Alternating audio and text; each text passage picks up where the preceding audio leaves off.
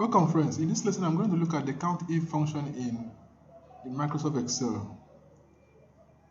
So the count if function is one of the statistical functions to count the number of cells that meets a criterion.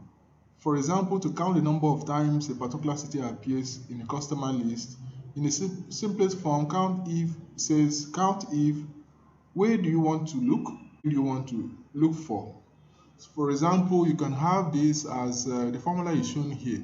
Count if A2 colon A5, that's the range. Then the word London. So within this range, we're going to count the number of times the word London has appeared. So I'm going to show you how this can be used in a practical case. Let's look at this Excel document. In this Excel document, we have a column here that has the column heading responses, and we have about 190 responses, either strongly agree or disagree. So there are 119 responses here. So what we want to do is to know the number of times we had people responded by accepting the word agree, or the number of times strongly agree appears or disagree. So what we'll do is so let's look at what constitutes this particular data that we have. We have a total number of 119 records, and the sales range is from B2 to B120. So how do we get that? So B2 to B120. So that's the range that we're going to look at. Then the common fields are agree, strongly agree, and disagree. Then of course here I just decided to use something to show the formula that is used. So I use the count if, then I mention the range, then I mention the word for agree, the keyword for strongly agree, and for disagree. So having this here will bring exactly what we're looking for here. So I have a table here with serial number and the responses. The common ones are agree, strongly agree, and disagree. Then I have frequency. So here under the frequency table, I specifically type in the formula for the count. I employ the count if function to look at the number of times people agree, the number of times that the word agree appear on this table. So I got 16 times. Then I look at some number of times they strongly agree. So what I need to do is just to change the keywords there. Appeared, then the number of times that the word disagree appears. So I got this. When you add this together using the Excel auto sum function, that gives us 119. So how do we find the percentage? So the percentage will be this over the total times 100. So that's what I got here. So this is in F3, F13. This cell. So this cell is F13, so I have F13 over F16 times 100. So that gave me this, and I do the same for this, and I now discover that from this table, it's clear that the number of times that strongly agree appear is 101. That's 84, almost 85%.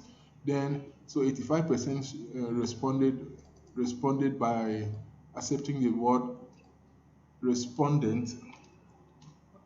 Strongly agree to, depending on what you're searching for. So I now plotted a graph on this. So how did I plot the graph? I just highlighted this, then I went to insert, then I choose my chart. So just clicked on it, and I have something here. So you can see that the strongly agree has the highest number of percentage. So this is one way that we can really use this function. Another way is if you have not a single column, but a range of cells that has a lot of fields in it. For example, this is an activities table that shows that it takes data on the daily activities of different individuals. So this was done for about 119 individuals. So the essence was to find out what they do from morning till the time that they are sleeping at every 15 minutes interval.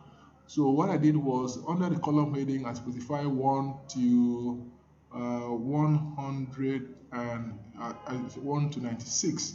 So 1 to 96 at 15 minutes interval will give you 24 hours in a day. Then I also were able to capture this from the research work, different activities that happens at different times. So now if you want to find out which of these activities appeared most often and at what time. So I had two different fields, tables here to analyze this data. The first one is for a single individual. So a single individual, we expect that it will have one single row. Then, of course, if you're looking at the entire table, then we'll be looking at the first, we'll be looking at the entire table. So we'll look at the range that covers the entire table. So that's what I did here. So first analysis was for a single individual. Then the second one is for the entire table. So the total participant here is 119. It's shown there. Let me increase this so we can see it clearly. The total number of participants is 119. Total number of entries, 96 at 15 minutes each. That will give us 140 minutes, which translates to 24 hours. So now here, I also employ the counting function, and I can use that to find out what happens based on the different activities that were identified. For example, I have my serial number here, I have the activity list. So you have something like sleeping and resting, cooking, paid job / profit venture, care for children, goes down and on up to even watching television and all that. So under the frequency, I employ that count if function, and I specifically use this as a field, and the system tells me for this particular user or for this particular respondent, the word sleeping and resting appeared for the two times, and the other ones that is followed by learning in bracket school, including homework, was 19 times. So using that field, I could pick up from the table how many times each of these appears based on the range that we're looking at. So for example, if you look at this, we're looking at range A3 to CR3. So what's A3 to CR3? That's the very first record that we have on this table. So I'll go back to it. So A3, so this first cell is A3, and the last cell in this range is CR3. So we're looking at just one record. So within that range, we've got that number of response for this particular individual. And once we've gotten the number of times each of these keywords appears, then I work out their percentage. And from the percentage, I could now work out the time in minutes by multiplying 15 minutes times 42. So I got this. Then I now also find out the time in hours. So I divided this by 60, and I discovered that for this individual, he spends about 11 hours sleeping, and the next highest amount of time that the individual spend on any other activity is something that has to do with schooling work, learning, or doing homework. So this suggests that this person is possibly a student. So now, if we're looking at the entire data, so we're going to look at the entire cell. So the first cell here is A3, and the last cell here is the very last one at the extreme end of the table, and that is CR121. So that is the range that we're going to consider. So if you do that,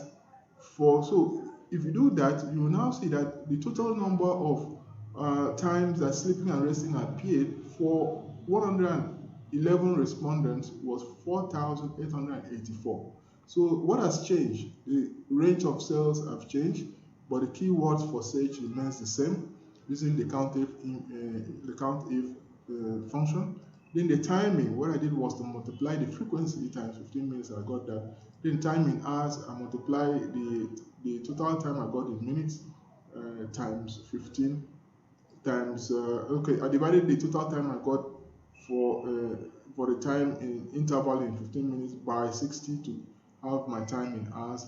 Then the average time for one person, I divided the total number of time I got in hours by 119, and I got the average. So what does it mean? So that means looking at the average for 119 persons interviewed, this number of people spent about 9 hours in sleeping. Then the next activity was the paid employment. So that means a lot of them were really working. I got about 4 hours. Many of them spend about 4 hours daily in paid jobs, and other ones have various degrees of time. And of course, plotting this is simple. What I needed to do was to just, I think I pick the activity up to the percentage section, highlight on that, then you go to the set column, pick up your chart function, and the system process out for you. So you can see that sleeping and resting got the highest, followed by page job, then others also comes in. The ones that are not visible, if we expand this further, you see they will come in. So cooking also comes in there. So that's really how to use the count if function to work with Excel. Thank you for listening.